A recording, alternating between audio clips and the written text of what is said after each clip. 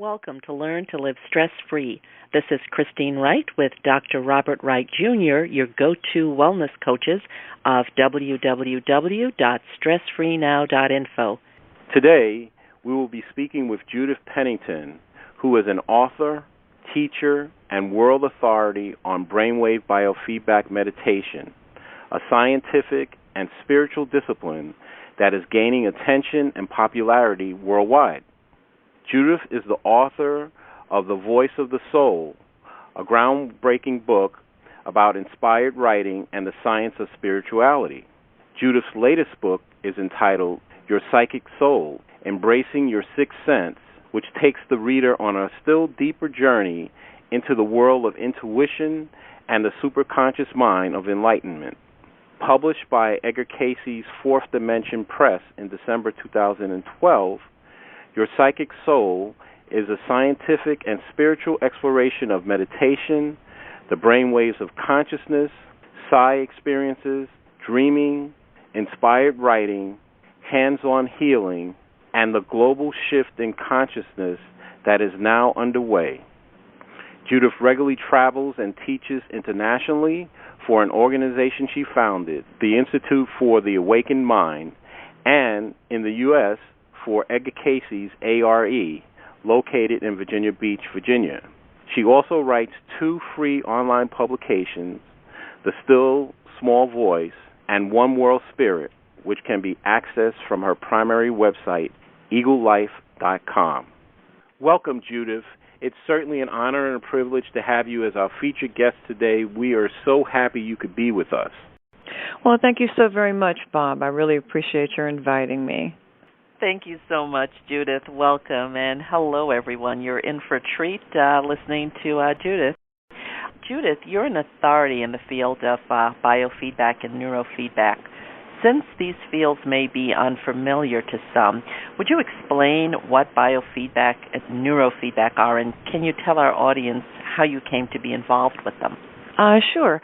Well, most people are familiar with biofeedback. It really became popular in the late 1950s when a guy named Joe Kamiya, a clinical psychologist, was working with an EEG device and found that he could teach someone, and someone could very easily learn how to produce alpha waves.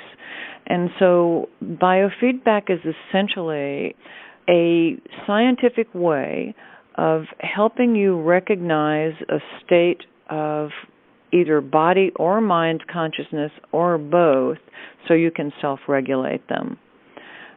So an example of biofeedback was you look in a mirror and then you adjust your appearance.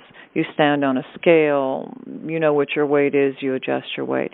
Biofeedback would be the kind we're talking about, would be some kind of device, a galvanic skin response meter that monitors your level of physical arousal or relaxation through the sweat gland activity in your hands or fingers. Blood volume pulse would be measuring your heart rate and your heart rate variability. So we have these kind of meters in the work that I do that are integrated with the main thing that we work with, and that is an electroencephalograph called the Mind Mirror. And what that is a completely unique brainwave biofeedback device that allows you to watch people's brainwaves, not just in the raw trace kind of window that's used by neurofeedback people, where they'll look at beta as a rising or falling line, alpha, theta, delta as separate windows as rising and falling lines.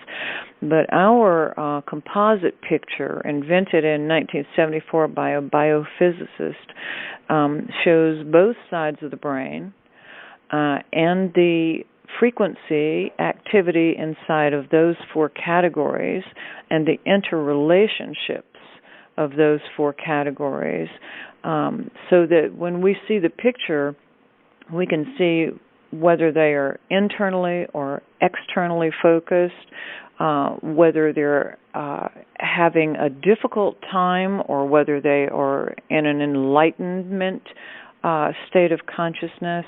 The patterns we see on the mind mirror directly reflect the person's inner experience. And so we can give them we don't give them, we ask them when they're in an optimal meditation or an awakened mind, creative flow and peak performance, or an involved mind, bliss and illumination pattern, to find a landmark. And so they might say, as one woman did in a community college meditation class, we were doing a meditation, everybody had their eyes closed, and I said, and so find a landmark for your awakened mind. And afterwards she said, well, mine was a red cardinal. She was the only person hooked up for this demonstration. And I said, and I thought, boy, this is taking a chance. Let me test the theory anyway. And I said, okay, well, close your eyes, if you will. The whole class, 17 people, were looking on. And I said, so reimagine that red cardinal exactly as you experienced it in your mind. And she produced this gorgeous awakened mind pattern, which essentially looks like a human being with arms outstretched. And that's essentially how it works. From now on, when she, no matter how fragmented or fractured or busy or distracted she becomes, she can sit down and bring that red cardinal experience, really literally relive it with her senses, back into her mind, and her brain waves will reconfigure themselves to her original state of consciousness, because the brain doesn't know the difference between a real and an imagined event. So when you reimagine the event, you reconfigure your brain waves. Your brain waves condition themselves over a period of time, and then you begin to live in that higher state of consciousness. Meditation, the awakened mind, or the evolved mind. Those are 3 of the 5 that we're aware of and work with. Long answer to a short question, but hopefully a thorough answer. A very thorough, wonderful answer. Thank you so much. Thank you. Yes, Judith. What I want to mention is that the first time that I became aware of the mind mirror was a while back. Michael Hutchison wrote a book called Mega Brain. And so that was, you admit, a while ago, now that we're thinking about it. And I was thinking about his updated version was in 1994, so that's how I know how long ago it was, the original version. So what I want to ask you here is 2 things. One, can you just lay out briefly what the benefits are to individuals from using the mind mirror, besides, or I should say, especially as they impact on stress, anxiety, and pain reduction? And then also, can you just cover, I know that, since I brought up Michael Hutchinson's name, that would have been the original Mind Mirror that was created, and I believe you're up to Mind Mirror 6 now, version 6, I believe, from looking at your website. That's right. Could you just tell us a little bit about that? Yeah. So essentially, whether you have electrodes on or not, close your eyes. That generates alpha waves, which reduce, your beta waves of external thought, and those can range in speed from random thinking, which would be a low beta, all the way to a high amplitude, high frequency beta in stress, anxiety, and panic. So when you close your eyes, you reduce the beta. Your external awareness moves inward into your sensory alpha, and then from there you can drop into your subconscious theta and your unconscious delta. And when you do that, when you deepen into the awareness of your subconscious mind, what happens is that your thinking mind quiets, your emotions calm, you have access to that wellspring of creativity, insight, intuition, and wisdom in your subconscious, and to the psychic awareness and empathy in your unconscious mind.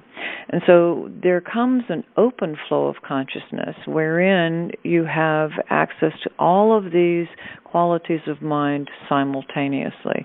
That's an orchestration of brainwaves that form a specific pattern in meditation.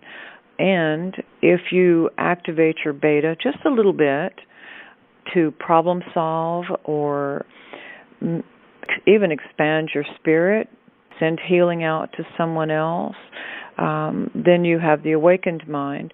If you release all self-separation and self-awareness, that then forms the circular evolved mind pattern where all distinctions between subject and object disappear, and there's nothing but a unity consciousness. And what happens when you access any of these patterns, and I mean any of them, is that a number of things happen in the brain and body. The first one is that the two hemispheres, the intellectual left and the emotional, spiritual right hemispheres, become coordinated so that thought flows more coherently between the two. They synchronize. When that happens, then the brain is able to more closely coordinate with the spine so that the central nervous system then is synchronized, and then the central nervous system can coordinate with the peripheral nervous system so that the entire electrical system of the body is now coherent and synchronized, which means that more energy flows to every cell. Then the body has the resources to be able to better heal and restore itself. That alone is huge. But that this happens simultaneously with the brain awakening to the levels of its own mind and consciousness then means that you have the ability to solve any mental, emotional, or spiritual challenge in your life at the same time. So what you're really doing in meditation and awakened mind training is increasing manifold, exponentially, the power and potential of your body, mind, emotions, and spirit. It's quite huge, really. Well, Judith, that is such a powerful answer, and it took me to two questions, which one obvious and then one not so obvious. The first question would be the reticular activating system. When you were talking, what I was wondering about when you were talking about what I would refer to as whole brain synchrony or whole brain synchronization state, where left and right and the various parts are cooperating, or where there's resonance in the brain. I was wondering, based on your experience, what is the actual attentional state, or could you comment on that? And so that's the first question. And then the second question, which is, and I don't know if you have the answer to this question, is because this is an open question in my mind. When a person is experiencing anxiety and or having a panic attack, in your clinical experience, do you happen to know what the brainwave frequency might be? Because I have not seen that in the literature anywhere. So that would be amazing if you happen to know the answer to that. Yeah, I do. And so... See, you're amazing. Well, actually, it's pretty well known, and we can see it on the screen. In one of these community college meditation classes, I explained this map of consciousness and how it works. And I had this woman hooked up, and her beta brainwaves in the higher frequencies were out to about maybe 40 or 50 microvolts in amplitude and width and strength. And the rest of her pattern was operating at about 3 to 5 microvolts. And the class just sat there and watched this woman's brainwaves with their eyes closed, and they were jabbing each other and going, wow, very quietly, because an highly extended beta that's operating in those super high frequencies, which are 30 to maybe 38, what we see 30 to 44 on the classic mind mirror, that's talking stress, anxiety, and panic. And so I had her just simply relax the back of her tongue, which the tongue stresses and arouses and tenses up when people are aroused in the mind and aroused in the body. And just by relaxing her tongue, she dropped that beta down to the 3 to 5 microvolts of the rest of the pattern. And upon opening her eyes, she said, all the inner dialogue went away, the mind chatter. She said, I feel so relaxed. All she had to do was relax her tongue and slow her breathing. So, yeah, we see it on the mind mirror. I mean, it's so easy the poor brain suffers so much from the stuff we have stored in the subconscious and the stuff that the ego is forever fixating and obsessing on, all of our little fears and worries and anxieties. And the brain is so happy to have somebody have a technique to give it a little rest, give it a little vacation, and then it just optimizes, because the brain knows how to optimize. If we just remove the static and the pressure, then it's very ready to do so and give the body a break while it's at it. That is very clear. And Judith, I look forward to, if you happen to have references on studies where it's actually shown the brainwave patterns for panic attacks and anxiety, the exact frequency, I'd love to get those from you. And this, just one other question here, since you have such great expertise with this neurofeedback, one of the things that when I've read just regular studies on how states of compassion are achieved when they are measuring it from starting at 40 hertz, I noticed that you indicated that a person experiencing anxiety could be in up to 44 hertz. So can you, since the people experiencing compassion starts at 40 hertz, so can you tell me how that is actually distinguished with your equipment or regular neurofeedback equipment? You know, that's a great question, and you've gotten with that question into some kind of cutting-edge thoughts and ideas. So it's an odd thing about the mind is that if you're in high beta, and it's truly high beta of stress, anxiety, and panic, you absolutely feel it. But sometimes we're looking at the mind mirror and it looks like high beta. And now with this new mind mirror, this Ballistics Mind Mirror 6 that we have, we can look at 44 hertz to 64 hertz, which is very much in the gamma range. And sometimes you'll see that they've got activity in the gamma range, and then you'll know once they cross over and have activity in those upper bands that chances are they're experiencing peace and transcendence, compassion, and whole brain synchrony, and universal love and absolute understanding, all of that. But you don't actually know for sure until you bring them out of the meditation and say, how was your experience? And they tell you, because it could be either.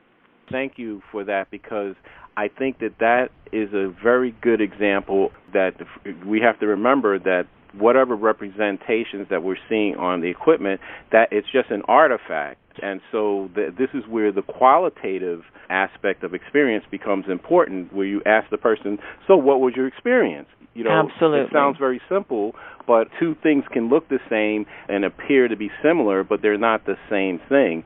And so thank you. You've been very, very clear and helpful on that. Judith, I just want to briefly ask you about your mentor, Anna Wise. If you could speak about the affection that you had for her and how she changed your life. Oh, my gosh. And also how you're carrying on her work.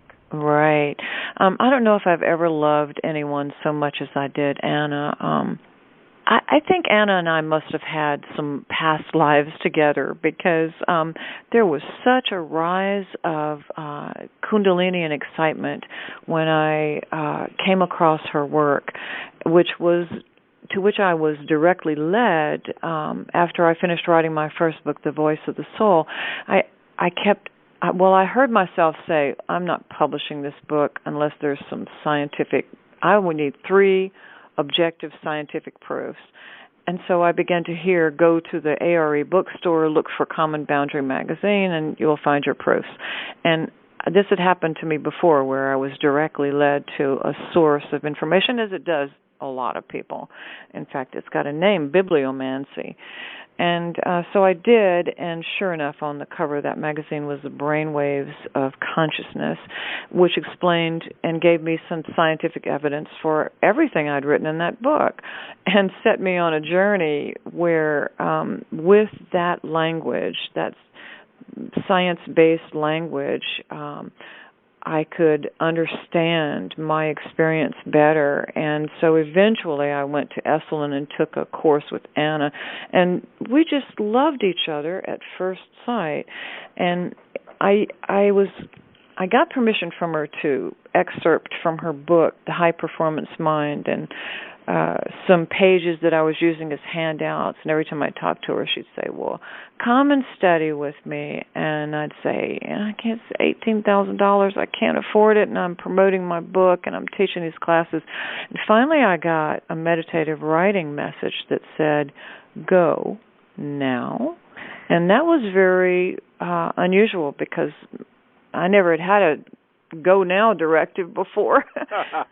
But that's what it said. And so I said, okay, well, I'll just go try one of her classes.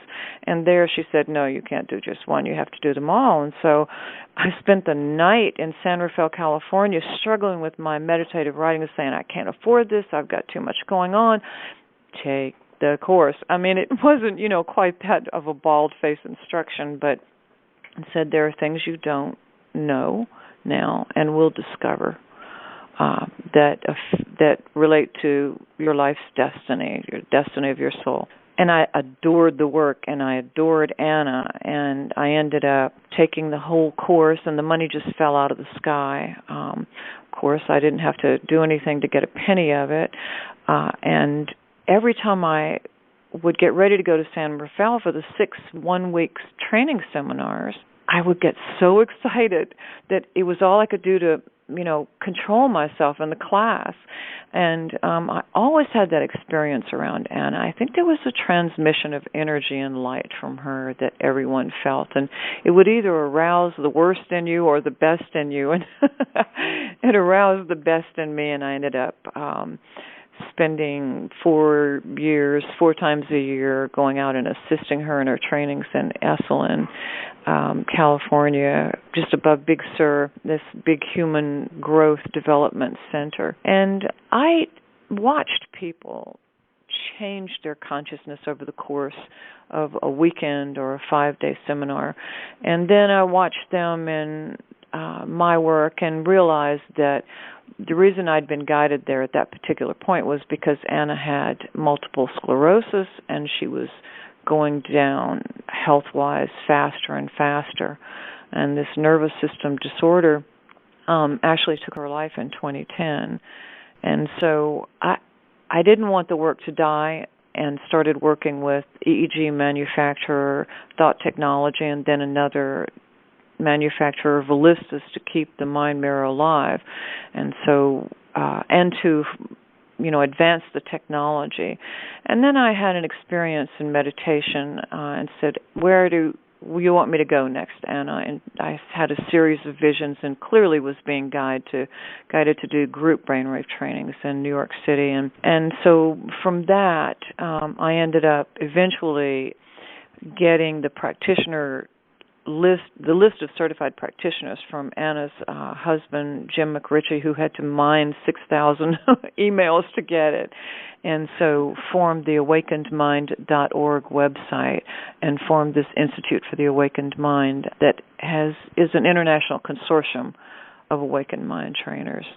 And so I tell you, people, this may sound a little weird, but Anna is very active on the other side, and she is absolutely, to the people who can either see or hear or sense her, sending messages, and she sends people here to train, to resolve issues. And here's, to take you back to your previous question, if we've got another couple of minutes.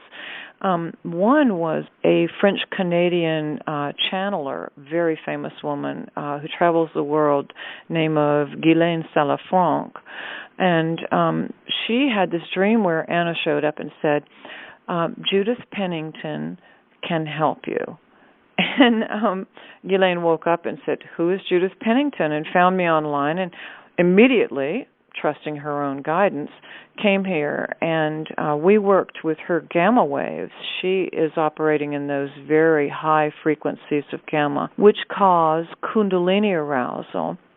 And even though she's experiencing, Bob, peace and infinite awareness, she's also aroused on the galvanic skin response meter because her kundalini is moving, and it's speeding up her heartbeat and speeding up her sweat gland activity, which she's experiencing as a fluttering,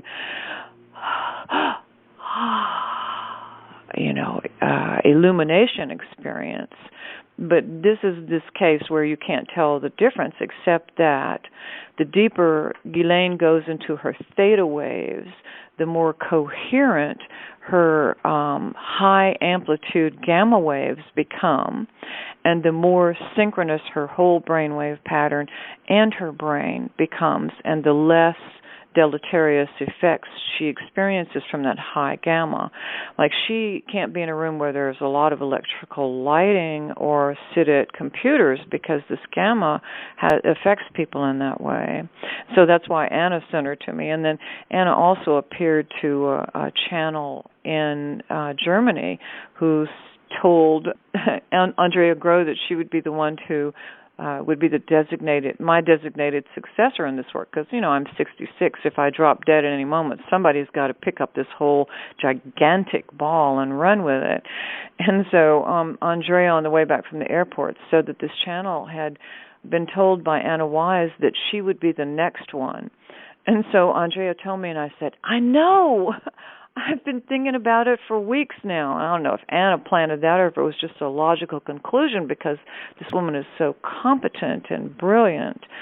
But the next morning I woke up and I was meditating in the bathtub, and I said, Anna, I appreciate that you're really busy from the other side, but you didn't have to tell Andrea before I told her. I needed to check out her brainwaves and her experiences, and I don't think that was right. And besides that, if you really want to help with something, how about arranging a website builder, somebody who will take care of this huge project that I don't have the visual ability to take care of? And so I closed my meditation and I said, and please get on it, the sooner the better. This has got to be sorted out. So I got out of the bathtub, got dressed, and walked downstairs. And Andrea said, Judith, how about I design your website for you? And I went, well, Anna, I'm sorry, I didn't realize you already had that fixed up. And so that's what Andrea did. So Anna is alive and kicking. This woman was the most brilliant human being I've ever come across in my life. She was a guru with this incredible ability to look into your awareness and perceive how to help you recognize your own brilliance and get you to the point where you drew upon it and magnified it and blossomed. And not many people have that ability, and I was heartbroken when she passed away. But luckily she's still around, so that helps a whole lot. Very definitely. I'm so glad that you are continuing your relationship with Anna and your work, and that the both of you have this wonderful chain of succession, and communication going. Now, Judith, you really have a sort of wonderful blend and thread in your life of development, of getting and paying attention to messages from within through your work with biofeedback and the incorporation of the meditation.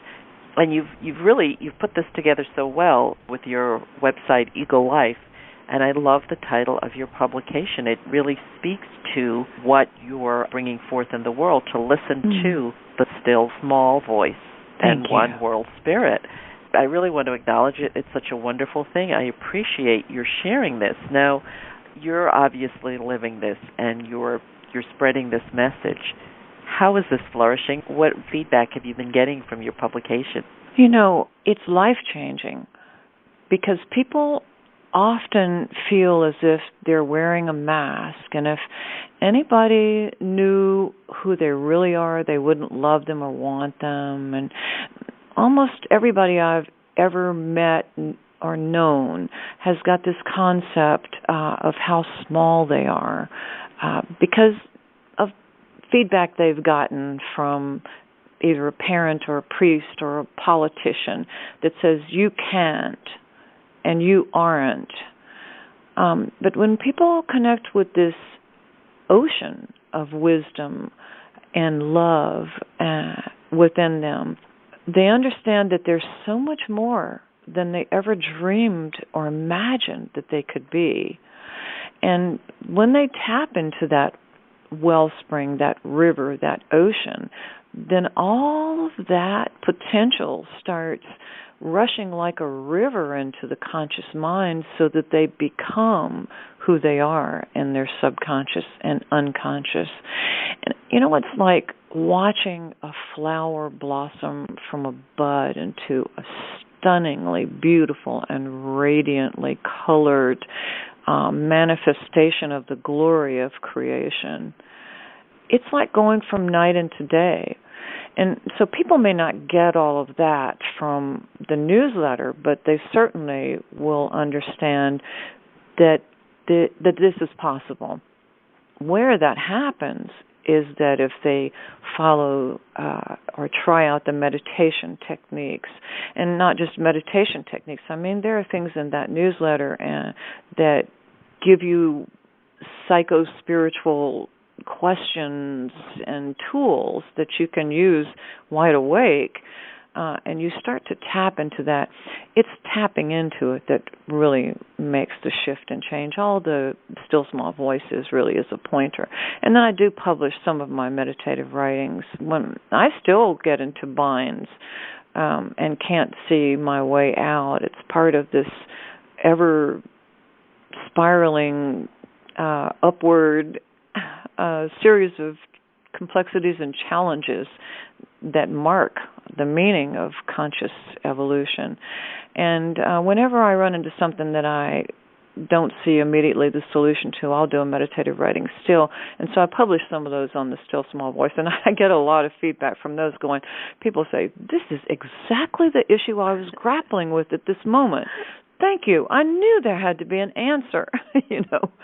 So it's helpful in those kinds of ways, but really bringing in that stream of awareness, that's really just about sitting down and closing your eyes, relaxing the back of your tongue, and slowing your breath, and opening up to what's already there. And the minute you open up, amazing things happen, and you realize how unkind you've been to yourself, and you start listening to your self-talk and say, gosh, why am I so mean to myself? Because, of course, if you're mean to yourself, you're projecting that outward and being mean to other people.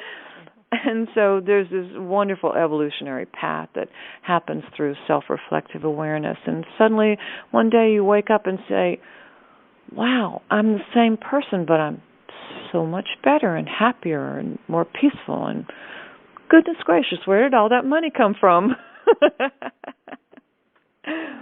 Yeah, so all that's from the Still Small Voice. That's extraordinary. That's truly wonderful, Judith. And I think, as you've mentioned in the conversation, you know, giving your brain a break and connecting to spirit, that there's just really a wealth of support and information and change to be had. I want to thank you so much for the interview, Judith, and I'd like you to tell our listeners if you, of any upcoming events that you have that they may want to contact you about or to get involved with. So I just invite you to let our listeners know some of the things that you offer. Sure. Well, the main thing that's coming up is a biofeedback meditation, a new gateway to an ancient path. every other thing I'm going to do, I just let the universe guide me. Wonderful. And things just come up on their own. So if people will just check the eaglelife.com website, I try to keep main events listed on there, or yourpsychicsoul.com. That one is easier for me to make calendar changes on because I don't have to know HTML code. Any of those. But if people want to just send me an email, if they're interested in a private session when I can have time, or a group brainwave training, I'm kind of getting in the mood. I've got a lot of requests for those, and I'm kind of getting in the mood to do several of those in a row, just as a break from the practitioner trainings. Or just to say hello. If you read my Psychic Soul book or The Voice of the Soul and want to say hello, I can be reached at judith@awakenedmind.org, and who knows what will happen. I just leave it all up to Source. Great. Thank you so much, Judith. So, listeners, you can learn more about Judith on her website or contact her by email. You can look for her on eaglelife.com, yourpsychicsoul.com, or email her at judith@awakenedmind.org. That's JUDITH@AWAKENEDMIND.org. Thank you so much, Judith. Thank you so much for giving me this opportunity to speak with you with your excellent questions, talking about the things that I love the most. Yes, Judith, I'm very grateful. I have to tell you, I am kind of in awe because, having done biofeedback and neurofeedback, your approach is breathtaking, to say the least. And what I want to do, I want to give you this high compliment that I don't know if you've thought about that. Your approach to biofeedback is really groundbreaking because you describe biofeedback as meditation. Mm-hmm. And when I read that on your website, what it made me think of, especially when you mentioned it in the context of it being like a spiritual quest, that there's a spiritual evolvement of consciousness involved in doing biofeedback the way that you teach it with the mind mirror. It made me think of what Joseph Campbell talks about when he discusses the hero's journey in terms of why we're here. Can you just briefly touch on why you say that biofeedback is meditation and that there's a spiritual component? Well, essentially because we have this unique EEG machine that allows us to see where people are in consciousness in the moment. And for us, it's always a matter of making the match, helping people make the match between our objective measurements and their subjective experience. And so what we want their subjective experience to be is that of relaxing and deepening. And of course we have meditation structures, ways to help them do that. So we'll say, close your eyes, relax your tongue, deepen your breath, allow yourself to create an environment, sensualize it using your senses, find a place to sit down inside that environment and go deeper and deeper inside yourself. And we can see that happening. We can see them dropping in, see the pattern changing. But as for how... And so then they're able to landmark that pattern and remember what it feels like. So that's the biofeedback component, that they can find an anchor to that state. And so, when neurofeedback, we'll call it self-regulate. And that's a fine descriptor, but it's not quite warm enough. So the landmark, the idea of the landmark is maybe it's going to be a voice, a vision, a body sensation, or a concept that gives them the landmark. But the thing is, once they're there in the subconscious, in a meditation state, they are going to encounter the light of their spirit. There is no way around it, because that is the repository of the deeper core self, the true self, what Anna Wise called essential being. And people can start out saying, oh, well, I just want to develop enhance my creativity and sharpen my mind into peak performance.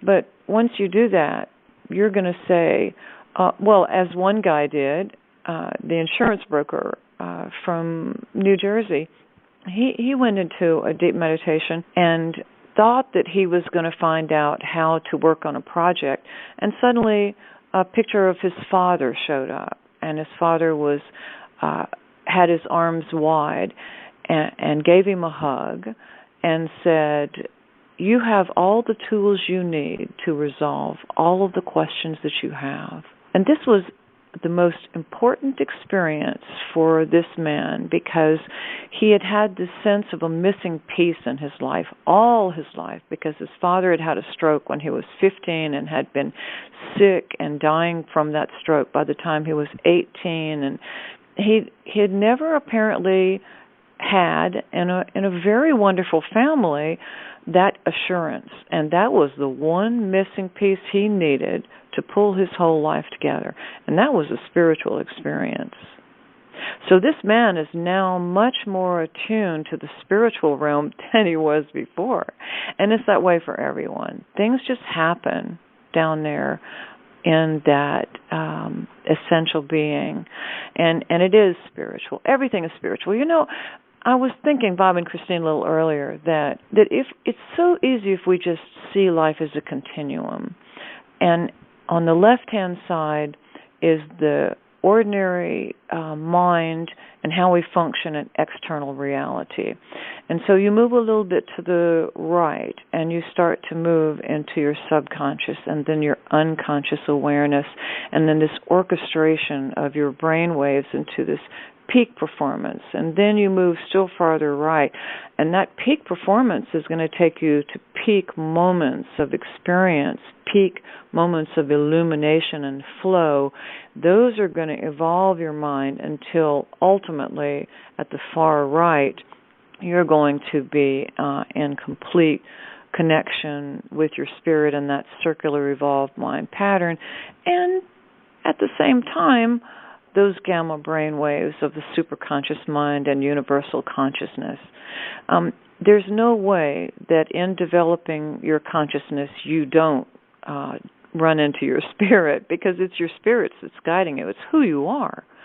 Your deeper core self is your soul, and that is the template for your body and for your mind and for your heart. That's what's projecting it.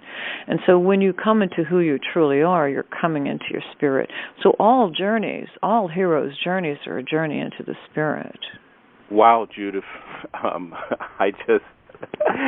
Here's my left brain, right brain answer to, or my reaction to what you just said. My left brain reaction is that what the mind mirror and your approach is able to do in a healthy way is to give people the experience of what Jill Taylor talked about in her book, My Stroke of Insight. Jill Taylor is a Harvard-trained neuroscientist, a neuroanatomist who had a stroke, and her book tells about how she was able to be aware of the phenomena in her right hemisphere when her left hemisphere was shut down. And so that's my left brain analytical sense of what it is you said. And then from my right hemisphere, what I'm getting is that as the mind mirror approach is as simple as you give people the ability to shift into whole brain synchrony and involve their consciousness effortlessly. And so that, and very eloquently and very simply. And so I was thinking how the right brain approach has very few words, or very few words, and the analogy is that when you were talking from my right brain side, I said, "Oh, I find Judith's voice very relaxing," and when she said, "Relax your tongue," my tongue relaxed, and I felt better. So I want to thank you. So Judith, what final thoughts or key idea would you like our audience to take away from today's broadcast? Well, for one thing, that I have recorded 4 meditation CDs that are available through Edgar Cayce's ARE. They're called the Meditation Experience, Listening to Your Psychic Soul. My Psychic Soul book is there, too. And the Psychic Soul book has got all these, everything. It's basically a book about intuition, but of course I filled it halfway with cutting-edge science on how to develop consciousness and brainwave patterns of meditation in these higher states, and lots of meditation instruction. But aside from that, the main thing is that anyone can awaken and evolve the mind into higher states of awareness, that we are unlimited beings. There is no limit to the mind's power and potential to move into the higher consciousness of the spirit and to serve self and others and the world, just as Edgar Cayce said, for the good of all. Nothing stops us. Nothing stands in our way. There is no obstruction. And that if we make that decision, hold that intention, everything in life will orchestrate itself to allow us to move into these higher states. And life is so much easier from them. No stumbling blocks, only stepping stones, as Cayce said. And I just invite everyone to mull that over and think about it, and hopefully come to awakenedmind.org, find a trainer in your area, or consider purchasing a mind mirror of your own. We have a comprehensive self-training program, and I work with people online and provide a really great comprehensive user manual. You can do it yourself in the comfort and privacy of your home. Nothing stands in the way. Just as the mind is wide open to itself and to everything, so is the spirit, and so it is. Wow, Judith, I'm sold. I'm ready to sign up for your mind practitioner training. And as a start, I'll have to get your book. And, of course, I've read the blurbs and some of the reviews. And so I leave this talk feeling very excited. And I know our audience is excited by many of the things that you have said. And so I want to thank you for being our featured guest today, Judith. And I want to thank our audience for listening. Wherever you are, in whatever time zone you are in, we welcome and look forward to your comments about our show. Please contact us through our website with your feedback and suggestions. Remember, listeners, if you'd like to experience the same benefits our coaching clients get with us and learn how to get control of your schedule or easy ways to dissolve your chronic pain, stress, or anxiety, feel free to call us at 954-900-2179. Mention that you heard our Stress Free Now podcast show, and your first session is absolutely free. Call today to schedule your appointment. For Christine Wright, this is Dr. Robert Wright, Jr. of www.stressfreenow.info. Until next time, be safe and be well.